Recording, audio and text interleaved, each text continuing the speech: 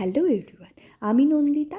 কথা মতো আজকের ভিডিওতে আমি সরস্বতী পুজোর ডেকোরেশন করছি। চ্যানেলটার বয়স মোটে একদিন, কিন্তু আকাঙ্ক্ষা এখন 100 সাবস্ক্রাইবার পূরণ হবার। যারা যারা ভিডিওটা দেখছো, ভালো লাগলে অবশ্যই সাবস্ক্রাইব করো। আচ্ছা, এবার আমি আর্ট পেপার নিয়ে নিয়েছিলাম।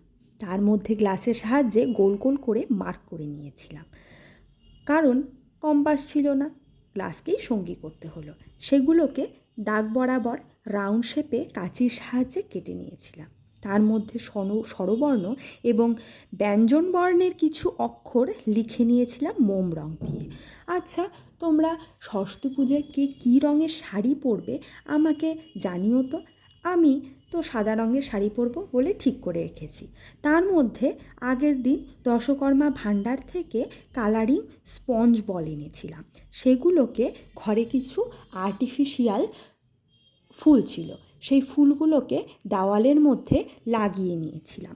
তার মধ্যে সেই স্পঞ্জ বলের চেন লাগিয়ে সেই চেনের মধ্যে কাগজগুলোকে আঠা দিয়ে লাগিয়ে নিয়েছিলাম।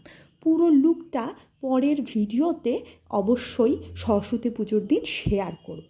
ততক্ষণের জন্য সকলকে টাটা, এবং আমার চ্যানেলটা অবশ্যই সাবস্ক্রাইব করে দিও।